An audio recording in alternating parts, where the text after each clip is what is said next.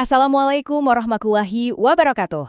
Jemaah rahimakumullah, alhamdulillah ya hari ini kita masih bisa bertemu lagi di kanal EDRS Official. Saya doakan semoga kita semua selalu dalam keadaan sehat dan rezekinya penuh berkah. Oke, coba deh kita pikirin bareng-bareng. Setiap hari kita kan dikelilingi oleh begitu banyak nikmat dari Allah ya. Ada nikmat sehat, nikmat rezeki, nikmat punya keluarga yang sayang sama kita. Tapi di antara semua itu pernah nggak sih kita berhenti sejenak dan bertanya, dari semua karunia ini mana ya yang sebetulnya paling agung? Lihat deh firman Allah di ayat ini. Allah sendiri loh yang menegaskan kalau nikmatnya itu luar biasa banyak. Saking banyaknya, kita nggak akan pernah sanggup buat ngitungnya satu persatu. Nah, fakta ini justru bikin pertanyaan kita tadi jadi makin dalam kan? Jadi makin penting buat kita renungkan bareng-bareng.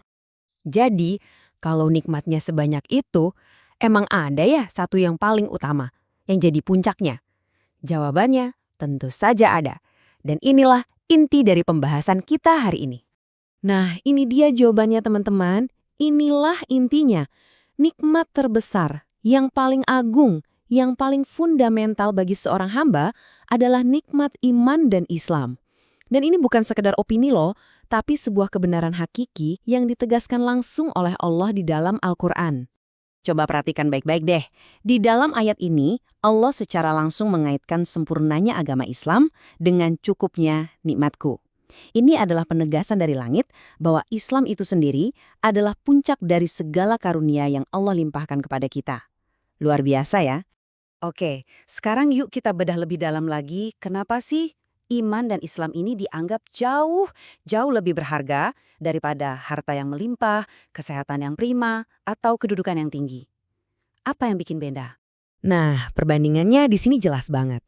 Di sebelah kiri kita lihat semua nikmat duniawi. Harta, kesehatan, jabatan, semuanya itu fana, sifatnya sementara, bisa datang dan pergi. Tapi coba sekarang lihat ke sisi kanan, iman. Ini adalah aset abadi. Iman bukan cuma ngasih kita ketenangan di dunia, tapi juga jadi penentu keselamatan kita di akhirat. Inilah perbedaan yang paling fundamental. Konsep ini tuh benar-benar dipahami dan dihayati oleh para sahabat Nabi. Bagi mereka, kehilangan iman itu jauh lebih menakutkan daripada kehilangan nyawa. Dan rasanya gak ada contoh yang lebih kuat, yang lebih ngena di hati, selain kisah Bilal bin Rabah. Coba kita bayangkan sejenak situasinya. Bilal yang baru saja merasakan manisnya iman, ditelentangkan begitu saja di atas padang pasir yang panasnya membakar. Di bawah langit yang terik, disiksa oleh tuannya yang murka karena keislamannya.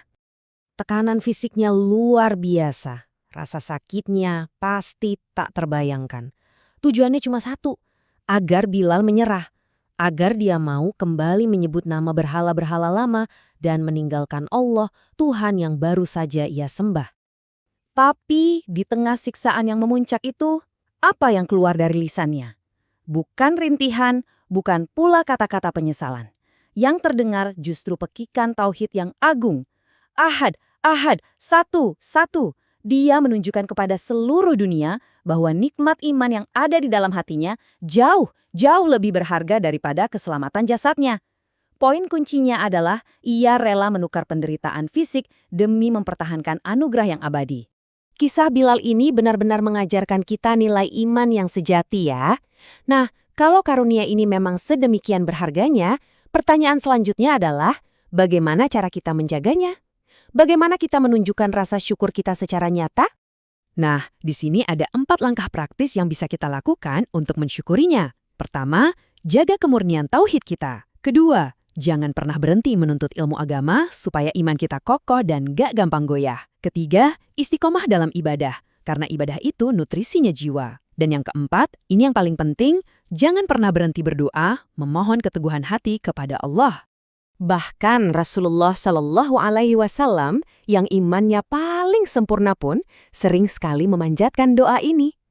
Ini menunjukkan betapa pentingnya untuk selalu bergantung dan memohon kepada Allah, Sang Pemilik hati, agar karunia terbesar ini tetap tertanjap kokoh di dalam dada kita. Oke, sebagai penutup, mari kita sama-sama bermuhasabah, melakukan refleksi diri. Setelah memahami semua ini, bagaimana sekarang cara kita memandang nikmat dalam hidup kita? Jadi, poin krusial yang harus kita bawa pulang adalah ini teman-teman.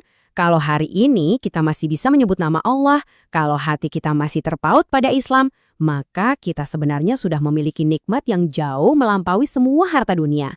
Itulah anugerah terbesar yang sesungguhnya. Terima kasih banyak atas perhatiannya. Mari kita tutup pertemuan ini dengan doa kafaratul majlis.